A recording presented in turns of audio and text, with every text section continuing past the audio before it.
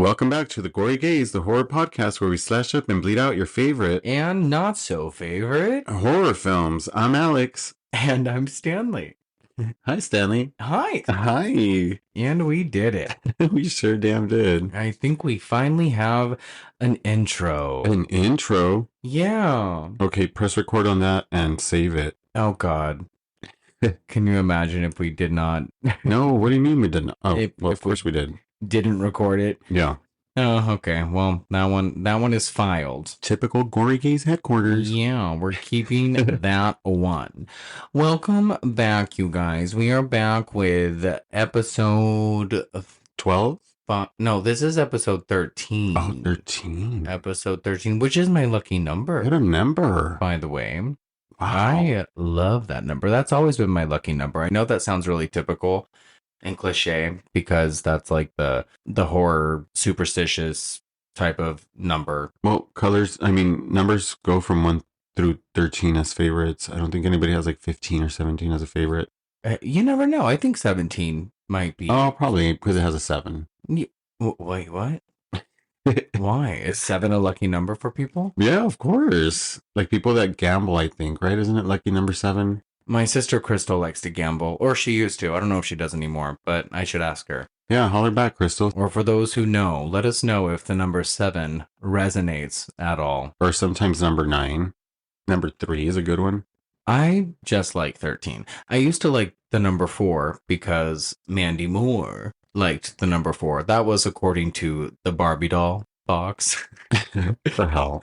From a Christmas past, I had bought myself all these presents one year because it was one of those years where I was convinced I was not going to get anything from Santa Claus and or any of my relatives. So I took a little bit of my hard-earned preteen money.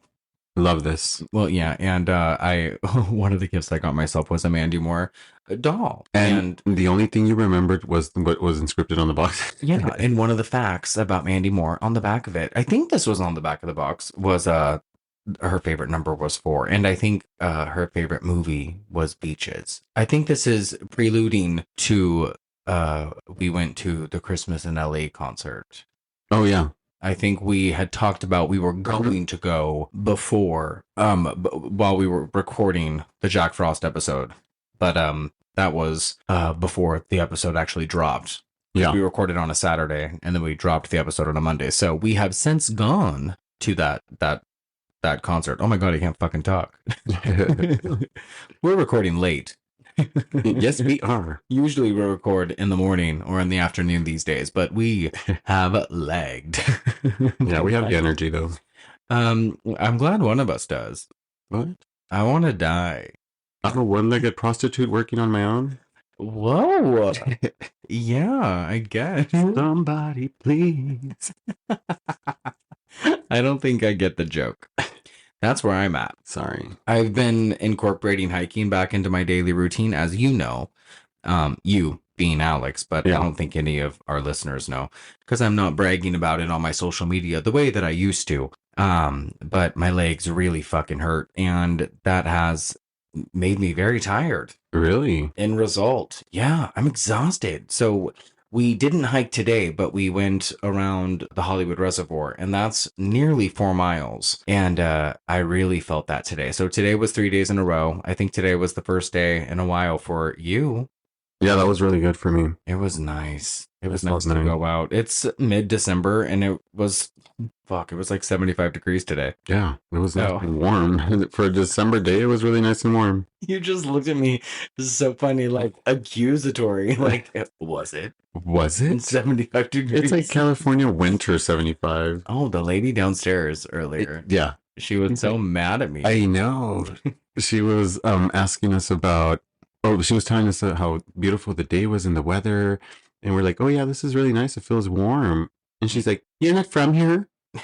Yeah, so upset. Born and raised in Los Angeles. For 42 years I've been here. And then I made the mistake of saying, well, I'm from Oregon. And she's like, oh, well, you're used to the rain, aren't you? And I was like, took off her glasses and got closer to us. Yeah. And I was like, bitch, I've been here for, on and off for almost 20 years. But I should be used to the heat by now. But I I still get kind of shocked with these really super hot Christmases. I don't know. Oh no, this is California like Christmas. Yeah, this is great. I kind of like the idea of a beachy Santa Claus, surfboard and all that type of weird stuff. No, I like a cold Christmas. That is one thing I really love. That's, I think, one reason why I have kind of secluded myself to the apartment so much lately, outside of all the fun stuff that we've been up to, which we'll get to in just a second. Because our apartment, I've bragged about it in the past episodes many times, but every time I come home, it just looks more and more like a Christmas story. Like this is the house from A Christmas Story. Our tree is definitely fake, but it's decked out now with like fake snow and it's green and red. And I have a few of my own personal ornaments now adorned on it. And Personal heirlooms. yeah, we have some gifts for each other thrown on there as well. It's really come It's together. here. Christmas is here for sure. Yeah, man. At the time that this episode drops, it will be wait, what day will it be? I want to say it'll be the 19th, right? Nope, I lied. It will be the 18th. So we will have 7 days until Christmas. So the countdown is officially on. What? Yeah. I don't like countdowns. Wait, we're past the 12 days already, huh? Oh, yeah. We're well into the midst of the Jeez. 12 days of Christmas. Remember the other day while we were in the car, we came across the 12 Days of Christmas song. Y'all know the one. Mhm. On the 12th day of Christmas, my true love came to me. And we were like, yo, we know the words to this. Lo and behold, we do fucking not. I couldn't get past the 6 geese a laying. I don't even know if is it actually 6 geese a laying? 6 geese a laying. 5 golden rings. 5 golden rings. French hens, 2 turtle doves, and a partridge. But yeah, that song is a bop. It really is. I mean, I couldn't stop singing it. I challenged myself to get through the 12 days. Once we got to the final act, we were like, okay, let's do this. Mhm. And I think we got almost to the end. I think I missed maybe 10 and 9. I mean, because who knows, on the 10th day of Christmas, yeah. what did our love get for us? Do we actually know? 10 French horns? No. 10 lords are leaping. No, wait. No, Yeah. Mills are making. Mills are making. Wait. It is. Mills are making. Maids of milk. Maids of milk. That's gold. Yeah. See, I need a nap. You need a meal to macon. I need some milk. We made cookies tonight. We had hot chocolate. And hot chocolate. We made some Elf on the Shelf cookies. And, oh, you know what? I don't want to forget okay, so They're here to slash up and bleed out. Oh, no, we got that out of the way at the beginning. Yeah, that's part of the intro now. The Mandy Moore thing. So we went to Christmas in LA, which was basically a Dawes concert. Well, it was a Dawes concert, which is a Taylor Goldsmith fronted band. And that's like whatever. Well, if you don't know, that's Mandy Moore's husband. Thank you. That's what I'm trying to say. And so, and it has like they have like super fans. We discovered they have fans that travel from outside of the depths of the bushes to come to little forums like the Bellwether, which is where this took place. Yeah, I heard people traveled that exact same day and drove there from like states away just to be there for that particular band. Yeah, and they're the people that were directly in front of us, and we were in the front row technically, if you did not consider the 2 or 4 people directly in front of us. Yeah. But they had 12 or 14 people with them, and they meet up every Dawes concert that they're able to, which we thought was pretty cool. But I think we were just a couple of a group of people that were there to specifically see Mandy Moore. When Mandy came on to sing, she sang "How Could This Be Christmas," which is what I wanted to hear. It was beautiful, and mind you, by a group of people that came to see her, he means us too. Yeah, I don't know. I don't know who. And also, we were wearing our Santa hats and our little light up. So we were the only ones. We looked smashing. But yeah, we were fucking festive as fuck. Man, people were fucking jealous. I loved it. We were all staring at our getup. Be real. We looked phenomenal. And we've been in the Christmas spirit since fucking Halloween ended. So the theme of this concert was Christmas in LA, and then I overheard the conversation of some man was talking to somebody all cocky saying, "Well, Christmas in LA is a song, it's not the actual concert." And like once Stanley and I were there, we kind of like felt like, oh well, we have all this like Christmas getup, but then they bring out like this big old band. Who was the front leader from that band or the singer? Oh, it was the guy from Ex Ambassador, Yeah, yeah. Sam Nelson. He sang that Stevie Wonder song. It was so good with saxophones and trumpets on stage. Oh yeah. Turned out to be a Christmas concert. It was kind of cool. Oh yeah, they sing a bunch of Christmas songs. Yeah. So Hilary Duff's husband, Matthew Coma, was there. Maddie Cunningham was there. Mike Viola was there. And Mandy sang How Could This Be Christmas, which I already said. And when we realized that she was not going to be singing more than that one song, we stayed for probably 20 or 30 more minutes and then we left. Yeah. We were just tired. Yeah, we really were. We were old. Well, I mean, we are old. And Alex had to work the next morning, and we Had podcasted that morning as well. we had already done a lot that day. Since then we have also done a lot. Yeah. We saw The Grinch this last week as well at the Pantages, and that was super fucking cute. Yeah, because it was a busy week. We had to go finish our food tabs for Disneyland as well that we had from the week prior before when we went to go visit with Christine and her family. I completely spaced out on Disney. Yeah. So that's why our week was super busy and we were just tired as shit by that time. Yeah.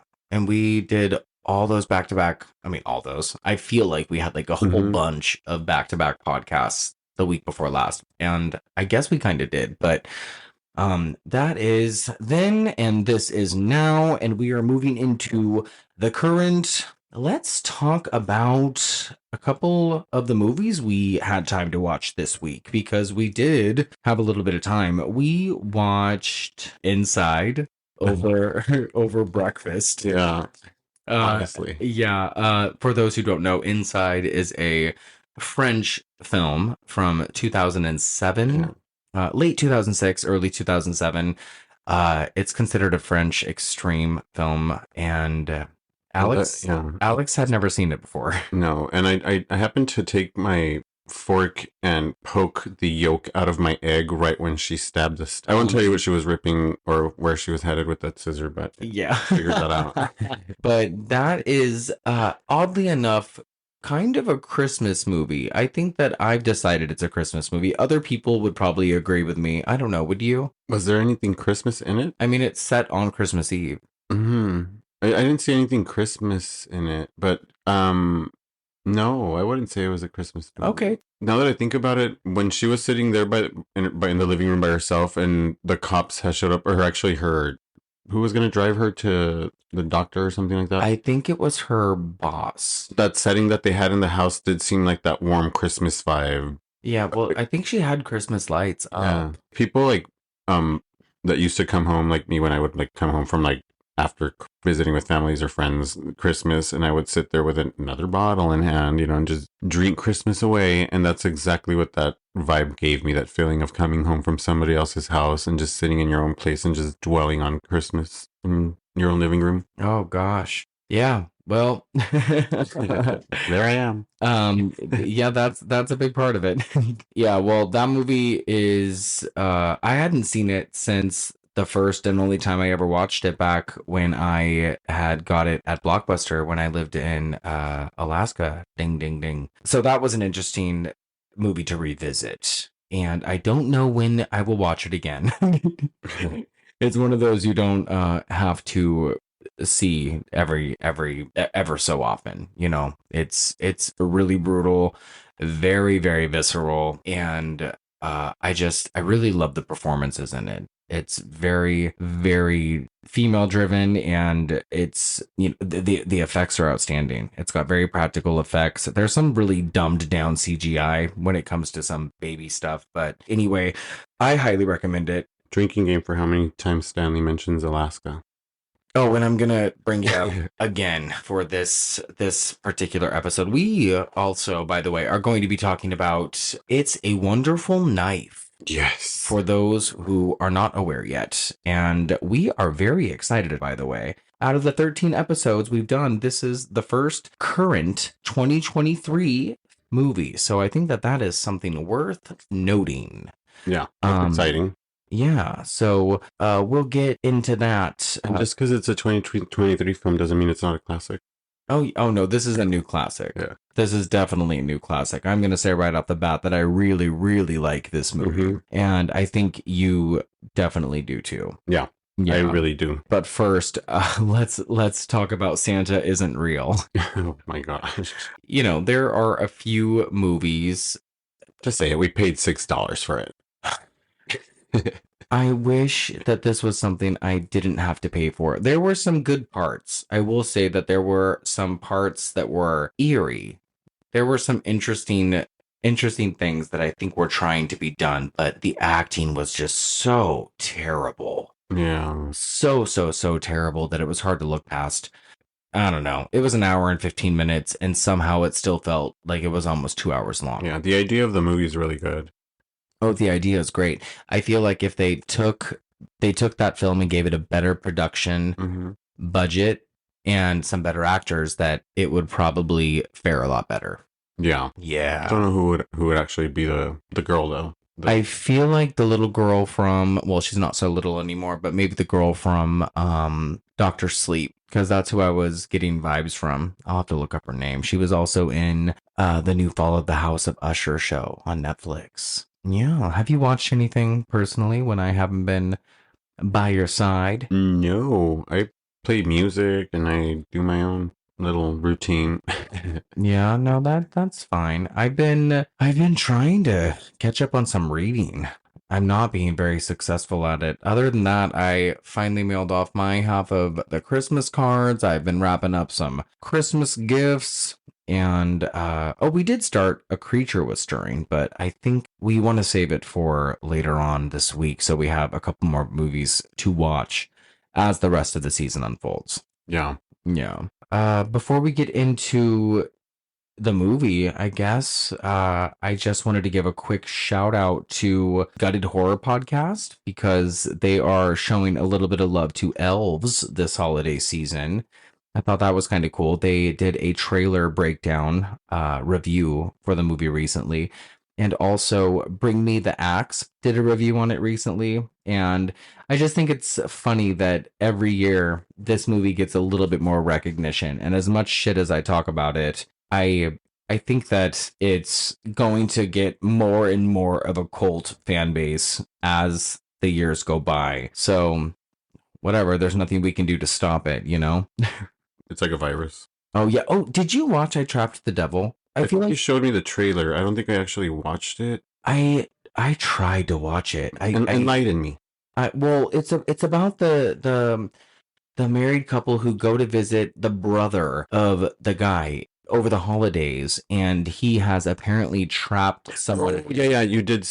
I saw the trailer. Yeah, he traps the devil in his basement. Yeah, And he's like, don't open the basement. yeah. I watched most of it, and then I couldn't get through the rest of it. I was so fucking bored. I was looking forward to really liking that movie, and I had to turn it off maybe 15 minutes before it ended. I didn't even care how it ended, and I was so upset. I'm thinking that maybe I have to go back and give it a shot, but It's international. no, not at all. No, and it has AJ Bowen, who I really like. It just did not pique my interest the way that I wanted it to, which was really disappointing. I hate that. So yeah, I guess since you know what? I did also want to give a shout out to Jonathan Everett Rose Sheets, who gave us a really lovely shout out on our Facebook group page. He is just a really nice guy. So thanks, Jonathan Everett Rose Sheets, for having a really cool name and for being very supportive. Yeah, thank you, Jonathan. Yeah, and Any relations to the sheets from what is it? oh, Schitt's Creek. Yeah, Shit's That was literally my first thought. No way. That and because of Rose. Yeah. And I also thought of Titanic, Oh no. Here. which is a Christmas movie. Yeah, definitely. Not a Christmas 100%. No, it is. I have. There was like an ongoing thing in acting class at one point about that movie being a Christmas movie. I just feel like it'd be too frigid to watch during Christmas. No, we're gonna watch it tonight. I love that movie. I will give that movie 3 hours of my life anytime. Oh, anytime. I think it is worth also saying we are going to be doing our first co-hosting appearance with Scotty from Fun with Horror in the next couple of weeks. I'm not going to say for what movie, but yeah. I'll say it. No, I mean, I don't think it's a secret because I think that he has already said it, but I think that we could talk about more of that the next episode because that episode will be coming out the next day. So we can save it for then, but it's just fun to ham ourselves up a little bit, as the Gory Gays will be, co-hosting with another fun podcast. We love Scotty and Andrew, so that'll be fun to dive in on that spectrum. Yeah. Yeah. You doing okay over there? I'm doing just fine. Okay. How are you? I'm doing great. Do you have anything else you want to talk about before we start getting into It's a Wonderful Knife? I don't think so. I'm trying to think. No, I mean, I'm still watching Fargo. I don't think that you watched the last episode of Fargo, but Jennifer Jason Leigh has the entire episode. To me, I feel she has it to herself, and it is outstanding. So everyone, if you're not watching Fargo, by all fucking means, just do yourself the favor and do it. Okay, so It's a Wonderful Knife, obviously, is a rip off of the movie It's a Wonderful Life, which I still have not seen in its entirety. So, Alex, tell us about It's a Wonderful Life. So It's a Wonderful Life, which is super obnoxious that you still have not watched, is unfortunately about suicide. And yes, George Bailey, he's already tired of his problems. He's about to jump over a bridge, and then his angel Clarence comes and saves him, shows him, a different version of his life, and then kind of wakes up from that dream, and it just, realizes that his life is wonderful after all. Okay, so that's like a Christmas classic. Yes. Like, people really, really love this movie. Like that one, A Miracle on 34th Street, like White Christmas, those ones in particular, people really, really, really turn to around this time of year. So Michael Kennedy is the writer. We'll get into the cast and a little bit of the crew as well when you go over it with us. But as far as some production stuff goes, it was filmed in Vancouver in early 2023 during the springtime.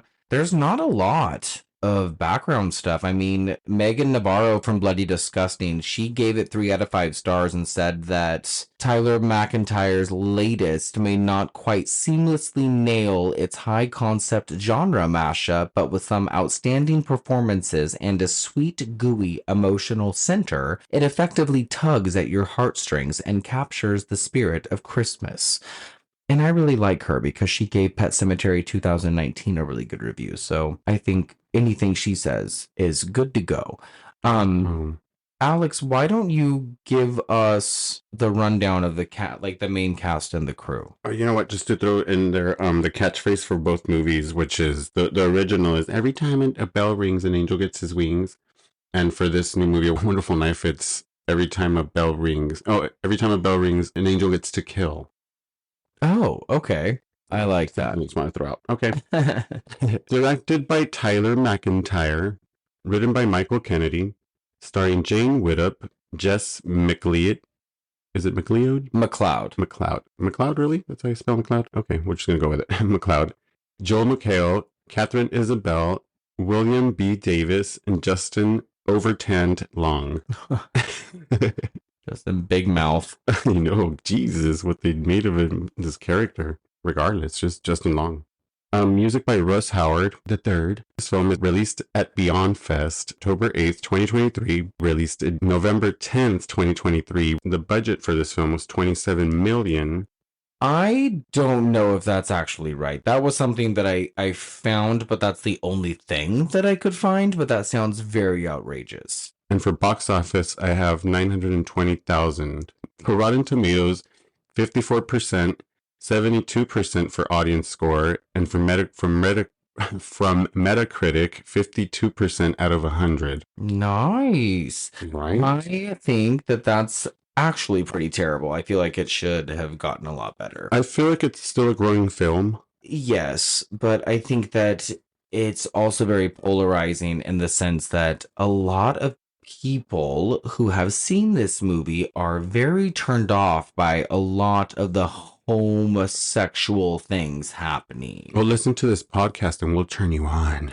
Well, well, yes. I think it's so flabbergasting. That's the big point of contention. Oh gosh, how much love do we give Love Simon? People get over it. I mean, that was a very cute film. It was awesome. But that was one thing I really liked about this movie was I really loved that the gay characters that were in the movie, which there are a few, were just treated like normal everyday characters. Yeah. And their characters didn't have an agenda. They were just everyday normal people, which, hi guys, we are all just everyday normal people. Mm-hmm. It was very refreshing. It gave you an understanding that the film is basically filmed for today. Like, there's nothing you can say or do about it. Like, you felt so normal watching this film. It's everyday life surrounding us. Yeah, it was really, really nice. You know, I don't know what other word to use at the moment. Well, I mean, I'm sure I'll think of something while we're talking about it. But Michael Kennedy is the one who wrote it, like we already discussed. And he has worked with Christopher Landon. He wrote Freaky, and Freaky was really funny and also very, very much in tone with this movie as well. I can't wait to see what this guy does next. This was so dark and so on point, and it reminded me so much of movies that came before it, movies that I really like. And also, you had said that one of the release dates was October 8th, 2023 at Beyond Fest, and October 8th is Ryan Coe's birthday. Ryan Coe. Oh, but yeah, Michael Kennedy. I am just such a fan, and he follows us on Instagram, and I think that that's really cool as well. So I'm excited for him to maybe potentially hear this episode and hear us gush about his work, because we love your movie, sir. Yeah, so we saw this movie on not opening night, a couple days afterward though, and we penciled it into the schedule the same night. We decided that we were going to cover this when the holidays hit us. That's how much we liked it. Yeah, it was instant. Yeah, dude. Yeah, I don't know what else to say about it outside of the fact that it has a really good fucking cast. We have Jane Whittup from Yellow Jackets, and Catherine Isabel is a scream queen. Everybody knows who Catherine Isabel is. She's from Ginger Snaps. She's been in a slew of horror movies. And then we have like a really insane over-the-top performance from Justin Long. You guys just, like I said, this movie is just plain old good and has like a really intense Christmas spirit. I'm super obsessed with the opening of this film. You really like the song. I'm so obsessed with it. Like, just the setting of the town, that song that they deliver is so good. You know the name of it? Yeah, it's called Sweet Christmas Day, and I believe it's by Mowave, Delphine, and Housequake. I love it. I listened to it in the car the other night. It's so good, and it has like the cheesiest words. Like, it's like the simplest song you can actually learn, but it's like Rudolph the Red-Nosed Reindeer or something that'll stick with you because the words are literally 1, 2, 3, 4, 1, 2, 3, 4. I love it. This is a really good soundtrack. Russ the Third, whatever his name was. What did you say his name was? Yeah, he has like some type of name. Where did he go? Some type of name. In my notes here, and it's Russ Howard III. Russ Howard III. Yeah, he did a really good job with the soundtrack.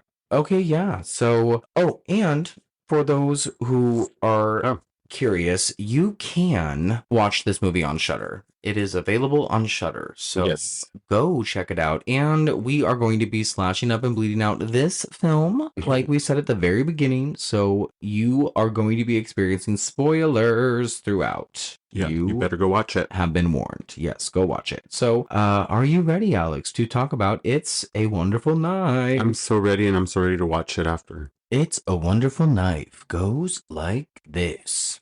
Angel Falls, I give you Christmas. The lights are so pretty. This is perfect. What did you eat?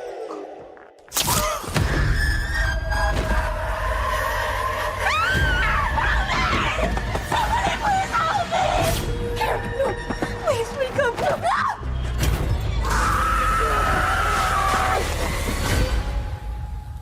Waters? Last Christmas still haunts me. Time to let that go.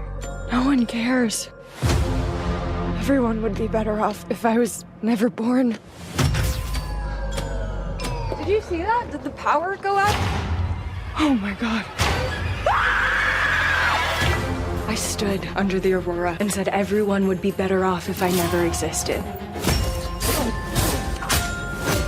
Well, wish granted. The angel strikes every couple of weeks. How can that be? Do I know you? It's Winnie, you know that. Okay. This her?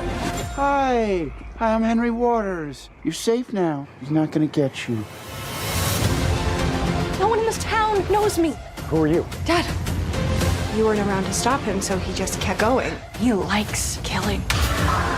I'm here now. Let's have some fun. Hey, you! Hey, Merry Christmas.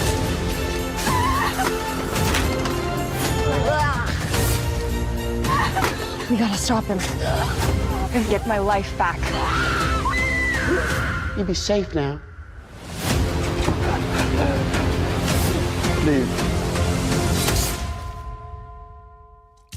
The movie opens exactly how a Christmas horror movie should open, on a beautiful, glowing Christmas town at nightfall. The town of Angel Falls is having a tree lighting ceremony led by Henry Waters, played by Justin Long, and his incredibly distracting mouthpiece.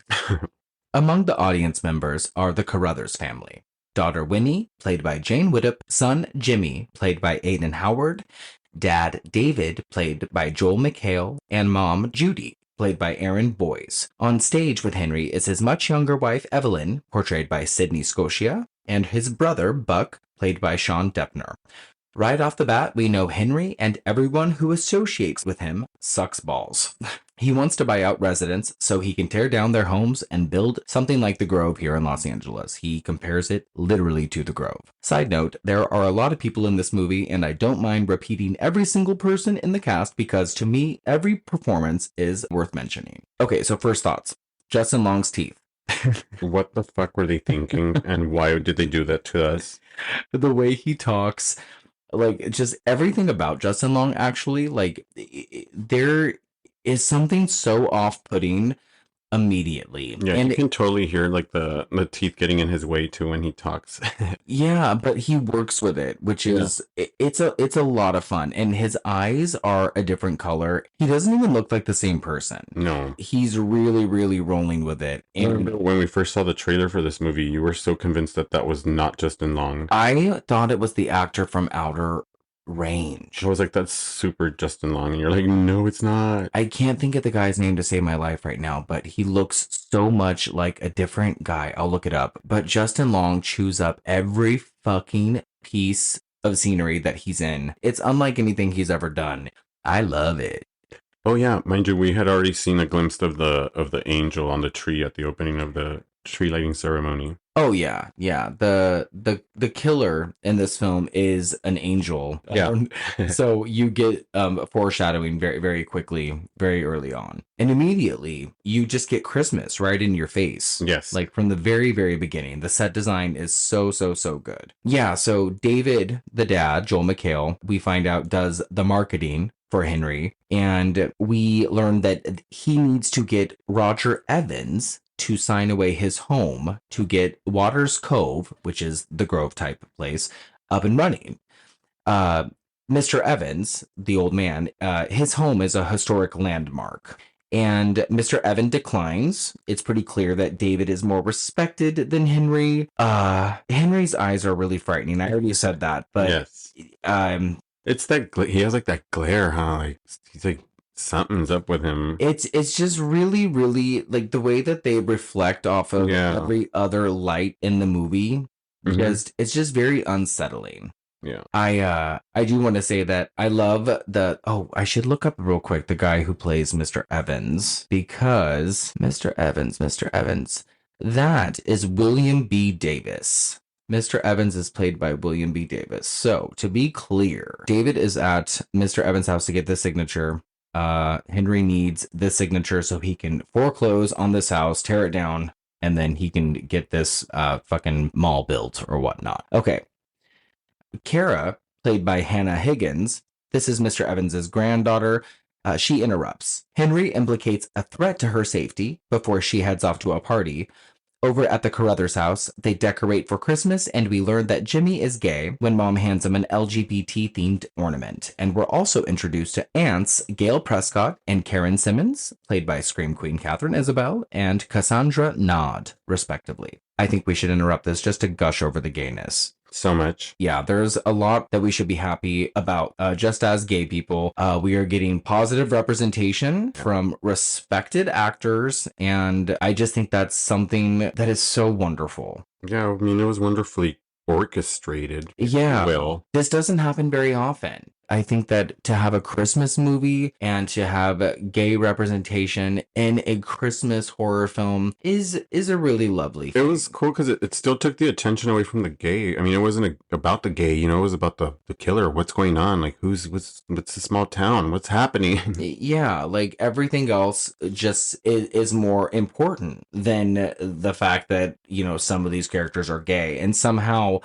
that is the most important part of this aftermath of this film for a lot of the people as far as this movie goes. Like, there are people who have turned it off once they see Jimmy and another actor kissing. It's quite horrible. But we'll get there. Oh yeah, and did you catch that Catherine Isabel's character's name is Gail Prescott? Oh my gosh. After who and why and what and where?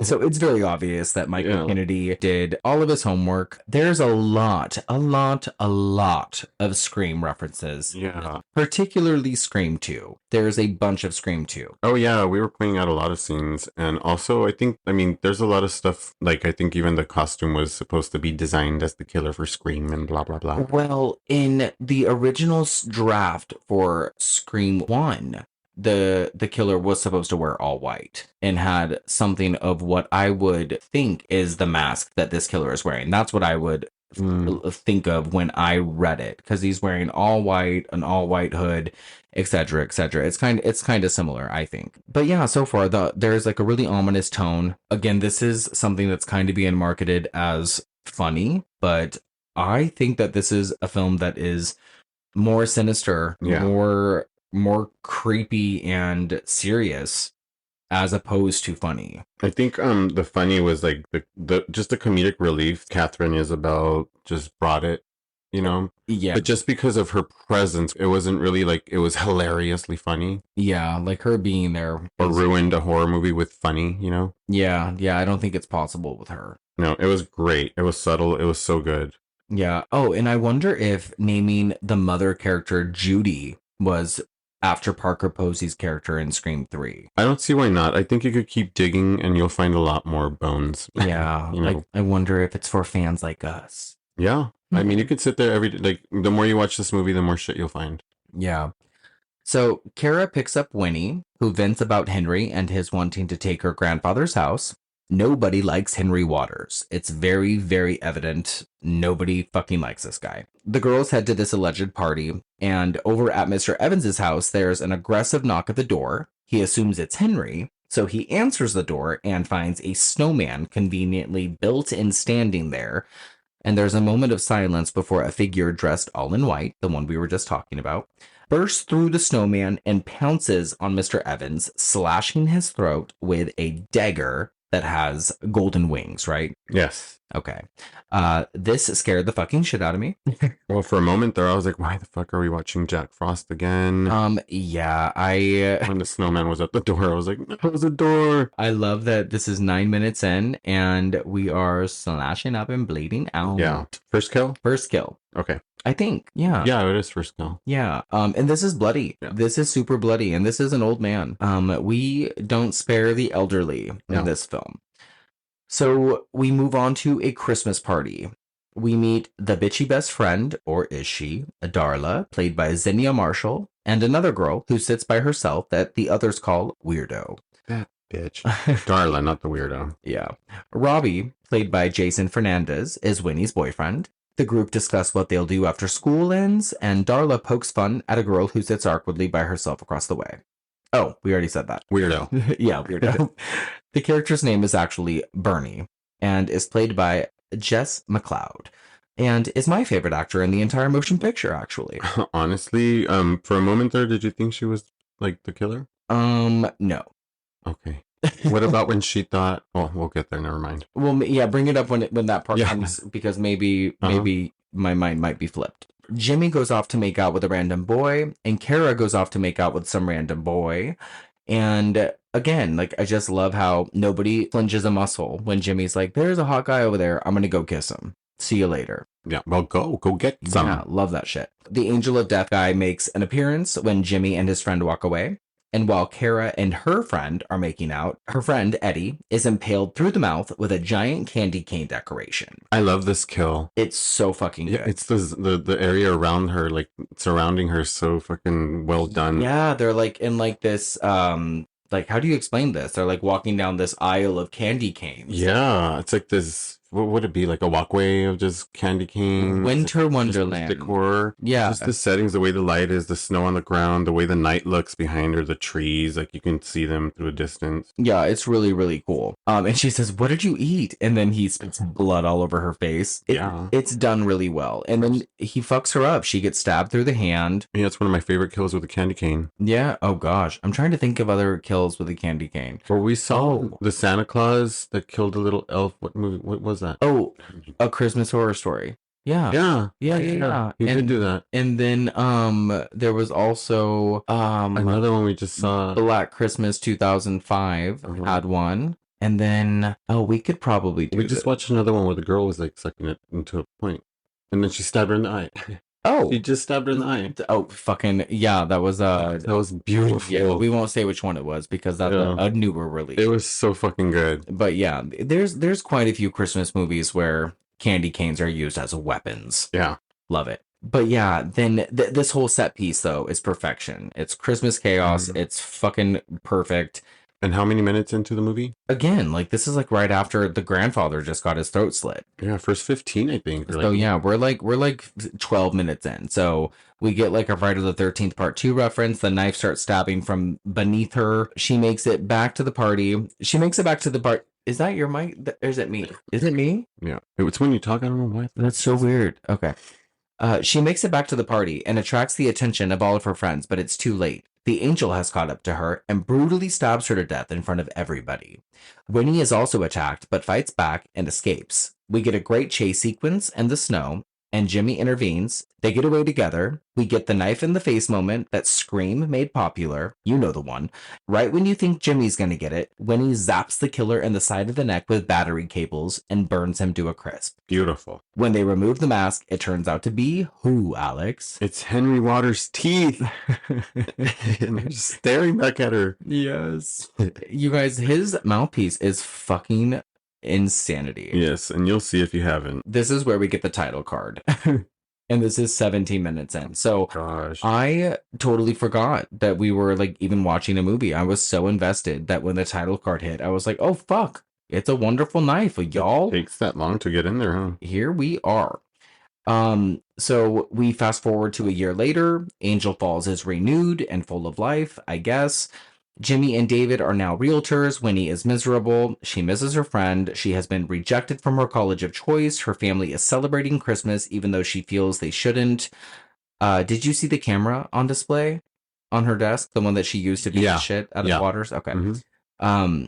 The Carruthers go out to downtown Angel Falls.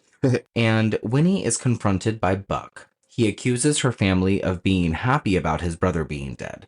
And the jingle bells that's in the background that's playing off key and like it's so creepy. And the interaction between Buck and Winnie right here is really good as well. So back at the house, the family pass out early Christmas Eve gifts, and Winnie opens a pink tracksuit. The scene was ripped right out of A Christmas Story, and I love it. Downstairs, Jimmy is gifted a new truck for Christmas, as he's David's business partner now. And Winnie has the meltdown we've been waiting for. Here it comes. Did you do early Christmas Eve gifts when you were a kid?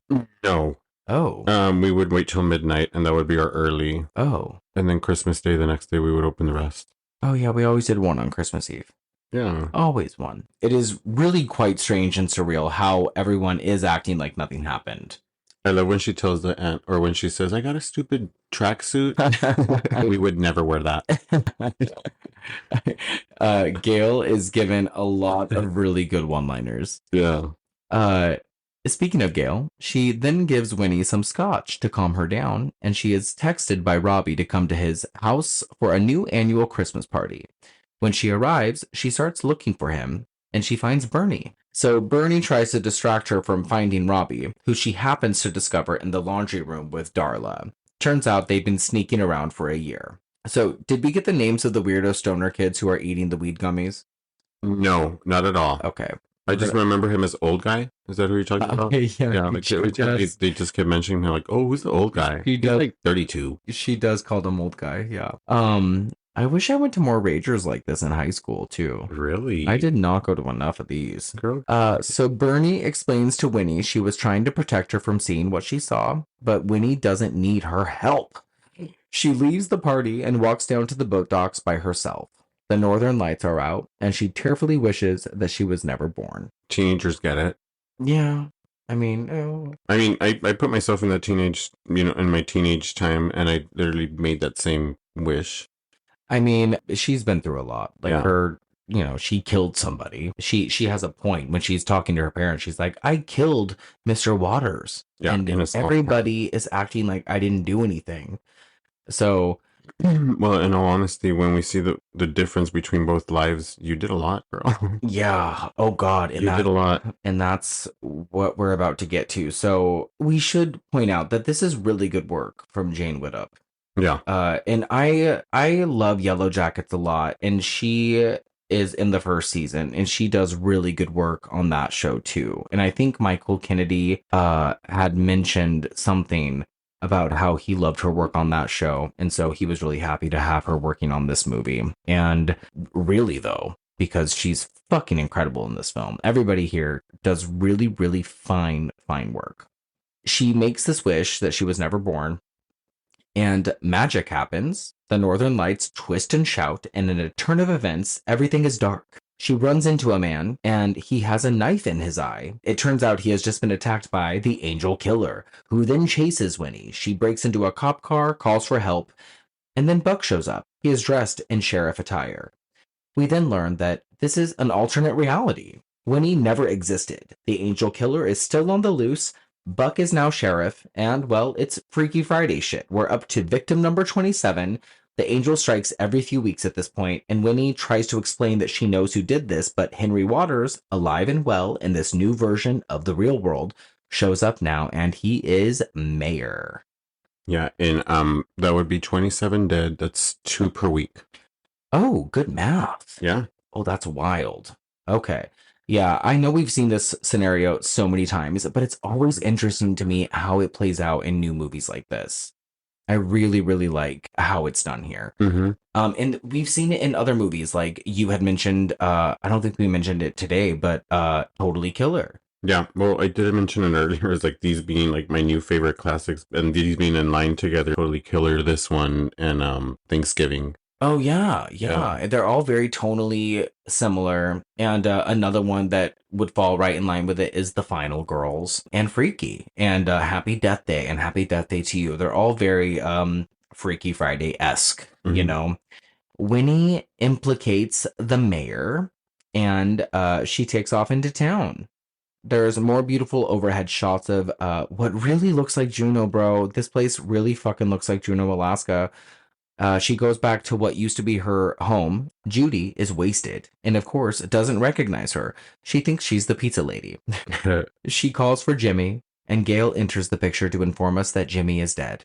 David also enters to tell her to get the fuck out. There's an Angel Falls sign at one point that we see that has the angel crossed out and it says demon. So the sign reads Demon Falls. I caught that this new watch. And now I also realized that all the Christmas lights the second time are blue.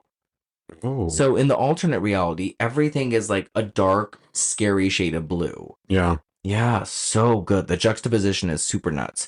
These types of situational things are really creepy and they're very effective. So seeing things flipped on their heads for the like for the worst. Mm-hmm. They really fuck me up. We then see Waters Cove come to life, and it's very horrific in the yuppiest of ways. Winnie goes to the annual Christmas bash at Robbie's, and it's everything that it never was. The alcohol has been replaced with crystal meth. Yeah, like everything changed. Like, remember, like I was mentioning how the aunt stopped. It looked like she stopped drinking in this version because the first version she was drinking before the wish was made. Yeah. And then the mom was the sober one, and now the mom's like the alcoholic, and the aunt kind of just sobered up, and now the entire town's just. That's what I mean. Everything got flipped on its head Mhm. in this new reality. I mean, we're in fucking Skid Row now. So yeah, in this party, all the people that would have been smoking weed in the previous world are now smoking crank. Someone had spray painted Santa sucks balls on the walls. Winnie finds Bernie, and this is the best part of the movie. I love it. The whole conversation is hilarious. She begs Bernie for help and for her to believe her, which it kind of seems like Bernie does. Winnie encounters a very much in love Robbie and Darla. Outside, one of the two dope smokers is slashed up with an axe, and it's a fucking Steeler set piece with the flickering lights. This to me is like the best scene of the whole entire movie. It's so good. It's just as good as the death with Kara, and the way it goes back to the party and switches from that music to the dance soundtrack It's just so good. The lights flashing in the background along with the music. It's so good. And this brings me to this question. So this part, like, is this funny? No, not at all. Okay, because Like- this part had me kind of smirking. No, this was very serious to me. Okay, like I didn't think it was actually funny, but the part where the music is so like creepy and scary as he's being fucked up outside, but Mhm. then when it switches back into the party, the dance soundtrack is like pumping. I feel like it was more for us than for the people inside of the party. I could see that. Okay. Winnie goes into Robbie's room and finds a yearbook, discovering she has completely disappeared and is no longer existent. We should mention the "your mouth looks like an asshole" line.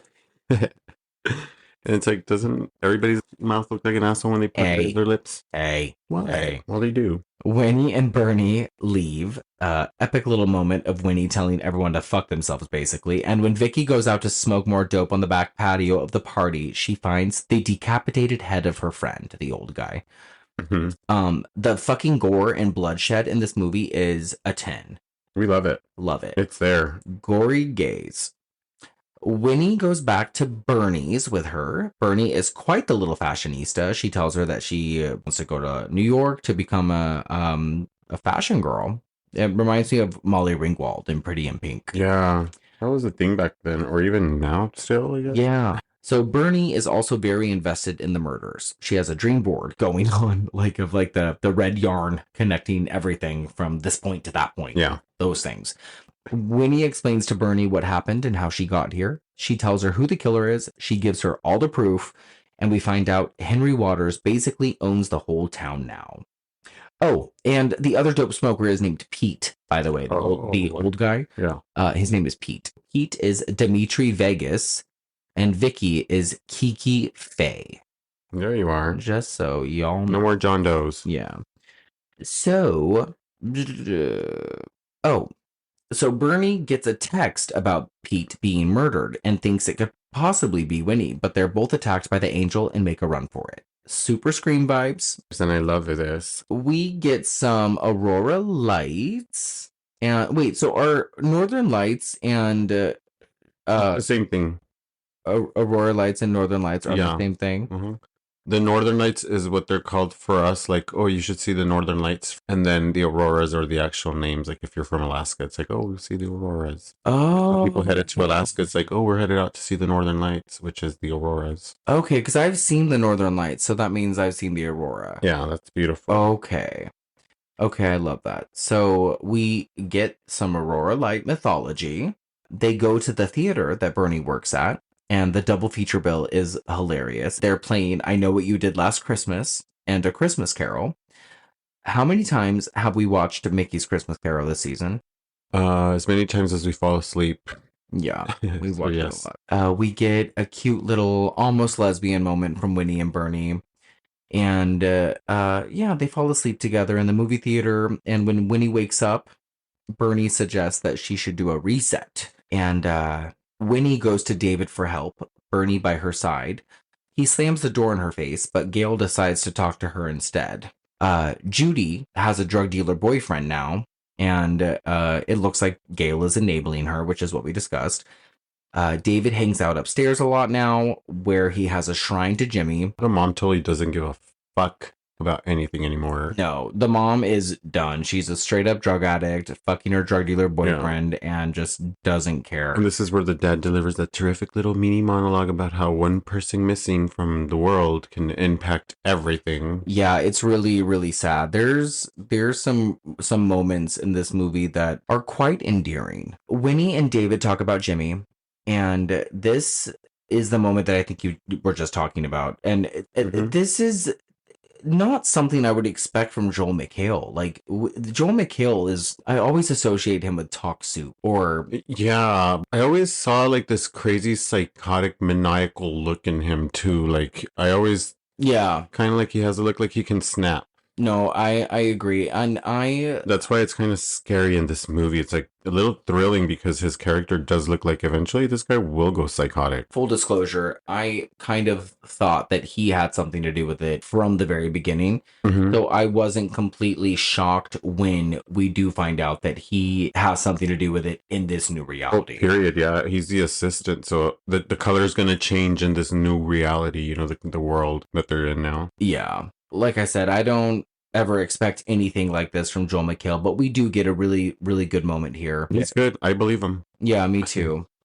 Winnie tells David that it was Henry Waters that killed Jimmy. And again, David freaks the fuck out on her and kicks her out again. But before she goes, she calls him Dad, which only adds fuel to the fire. Yeah. And Bertie. Her name's Bernie. Bernie convinces Winnie that whether or not her family is her real family in this reality, she needs them. And just then, the angel arrives and butchers Judy and her lover. We get the Scream 2 moment that is so beautiful and so tense. And also, it's done in Halloween 6. We shouldn't forget. But what moment am I talking about, Alex?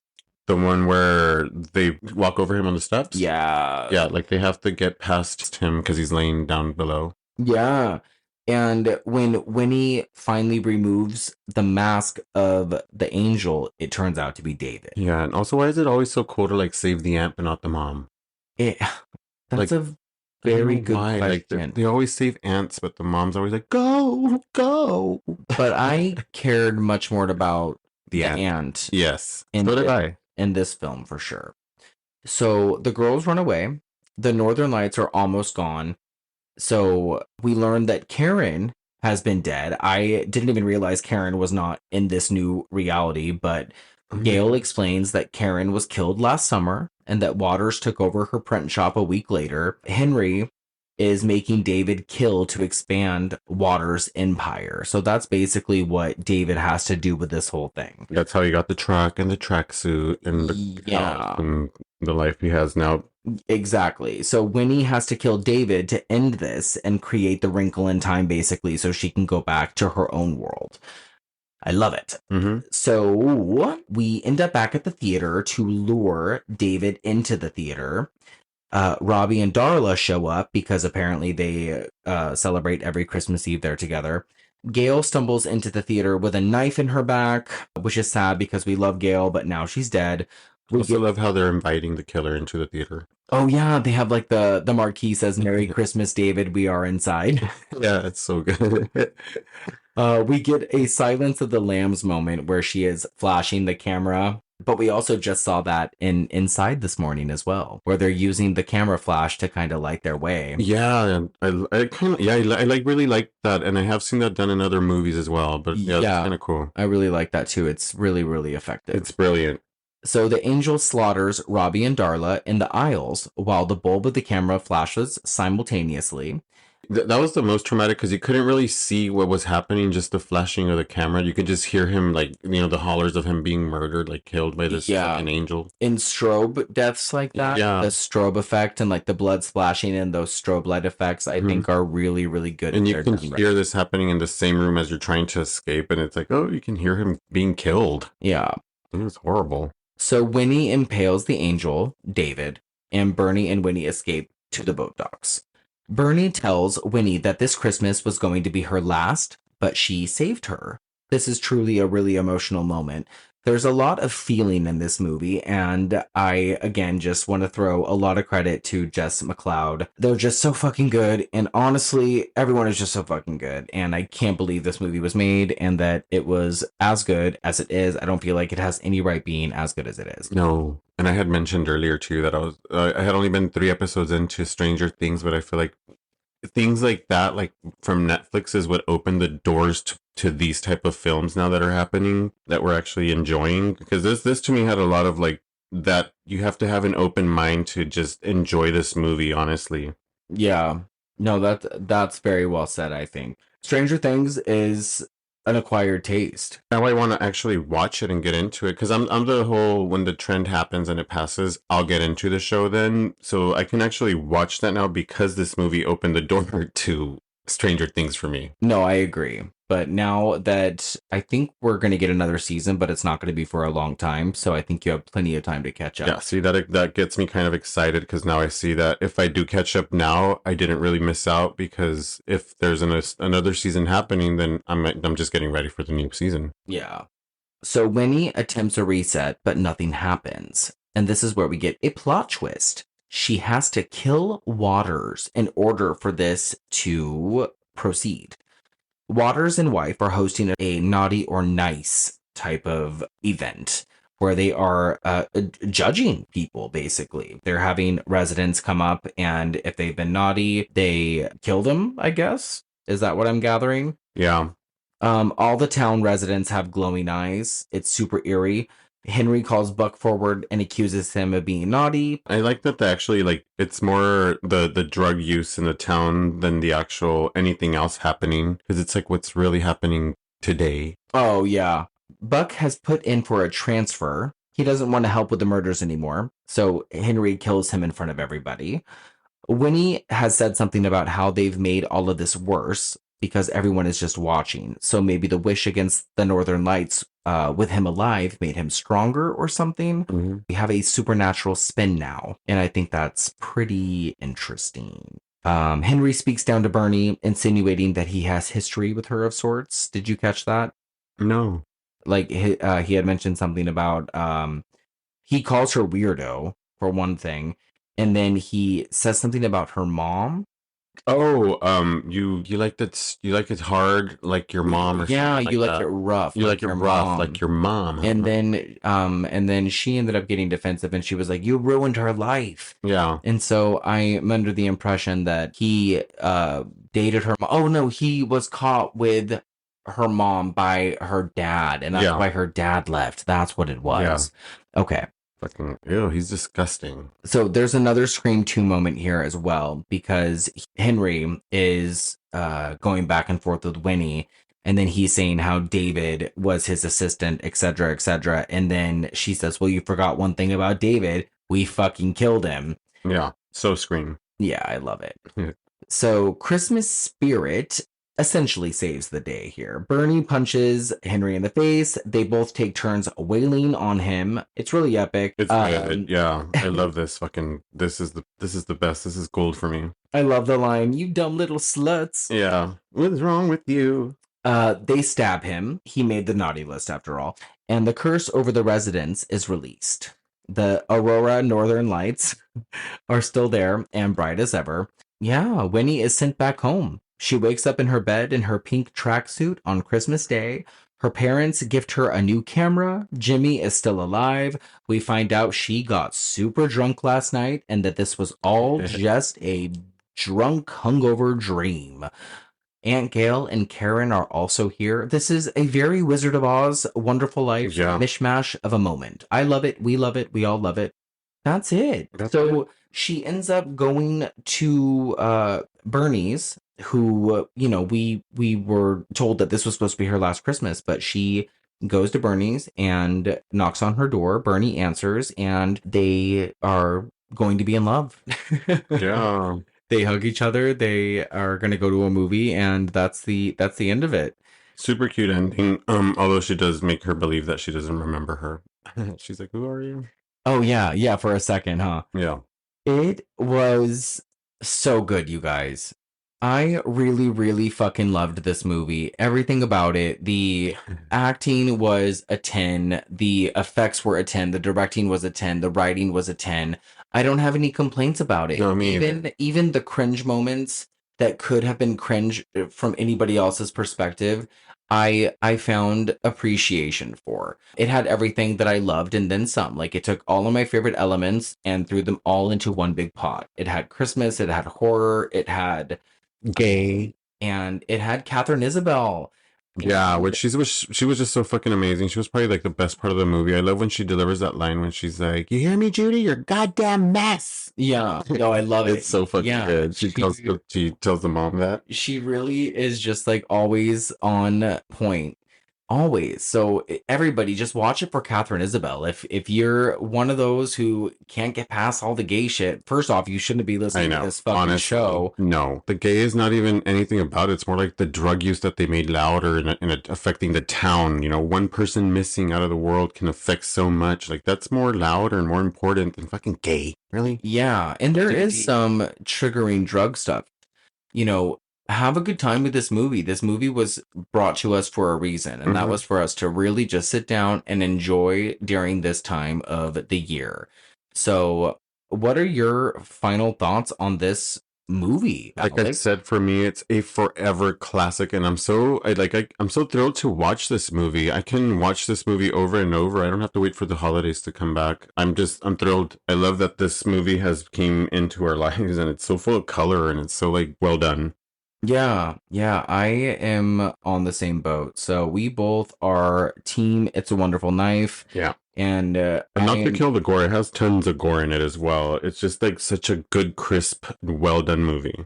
and now, this is the part of the episode where we are going to talk about what we are covering next week. Because, guys, next Monday is Christmas, and we are going to stay true to you and release an episode on Christmas because that's our gift To you. And Alex doesn't know this, but I have kept this as kind of a surprise because initially, Jim Carpenter. what? Is it trivia? No. Oh, okay. You're so okay. funny. But yes, the answer was Jim Carpenter. Initially, we were going to do a double episode. We were going to talk about, Night of the Demons. yes, no. Okay. We were going to talk about Black Christmas, the original, and then Black Christmas '05. But then we decided that we were just going to switch it up and do one or the other, or just a different movie entirely. But I thought it would be kind of fun to put a group of movies on a raffle of sorts. And Let you guys decide. no, I'm just going to put it on a raffle. Oh, we and then, decide. And then hit spin. Okay. And then let the raffle decide. So the movies are movies that you haven't seen. There are two movies that I haven't seen. One I've seen half of. One is my favorite horror, and then two of the movies are movies that we were gonna do either way. So Okay. both Black Christmases are still on there. So either way, we could still potentially talk about one of those. We have a movie from 2015 called All Through the House, and then we have P2, and then we have a movie from the mid 80s called Don't Open Till Christmas. I love the theme of it all. I kind of want to watch them in a sequence of how it falls. Yeah. I probably go with P2 though. Well, you don't get to pick. If it was up to me, I would go for P2. Yeah. Because So this is I feel like I'm backed interesting. up with that movie since before Halloween. Yeah. So this is interesting because I personally would pick Spin the damn wheel. Black Yeah. Christmas 74. But at the same time, I kind of want to say Black Christmas 74 at this point because I just want to enjoy that movie. Mm-hmm. But I also want to talk about it because I fucking love it so much. You'll never enjoy it until you talk about it. I think that that's where I'm headed with it. So I'm interested to see where this goes. And also, Don't Open Till Christmas and All Through the House are an opportunity for us to explore two films that we Yeah. virtually know nothing about. And yeah, so I'm excited to Those would have been a good how do you call that? a double feature. A double feature A would have double been bill. the Not a Creature Was Stirring and All Through the House. You're gonna be my witness. Okay. That's the wheel, I'm witnessing there's a wheel. and I'm gonna hit spin. He's We're spinning. spinning right now, guys. So our options are All Through the House, Black Christmas 74, Heat 2, Don't Open Till Christmas, and Black Christmas 05 for our special Christmas episode. We are spinning. It's happening. Oh, you know what? And also, just so you know that we're not fucking with you, I'm going to screen record this. Screen recording now, 10:08 p.m., guys. And we're spinning. Bada bing. All right, Alex, you tell me what it is. And we landed on Say it into the mic. Black 74. Yeah. Did it? Yep. We No. have a winner, Black 74. Black 74. It's Black Christmas. But it says Black 74. It Like, says Black Christmas tree. 74. well, so you know that it's the one from 1974 is what I'm saying. We have a winner, guys. Okay, so I'm sorry. Yeah, it was Black Christmas 74. I just got that. It just cut along. I thought everybody knew Black Christmas 1974. So that's the movie that we're going to be covering for our special Christmas episode. That was fun. I look forward to coming back next week to discuss Black Christmas. You've never seen the whole film. I think you've seen bits and pieces. And in this regard, we will probably talk about a little bit of the remake. Maybe not a whole conversation about it, but we'll talk a little bit about it. So yeah, guys, be sure to go back and listen to our Jack Frost episode, our Silent Night, Deadly Night Part 5 episode, Elves. Go watch our watch Start from along. episode 1. Yeah, listen to all of our 6 weeks of holiday horror. We are having so much fun just jingling all the way with you. Mm-hmm. Don't forget to follow us on Instagram and Twitter at the Gory Gays. We are on YouTube at the Gory Gays. You can email us at email us at thegorygays@gmail.com. Alex, do you have anything else to say?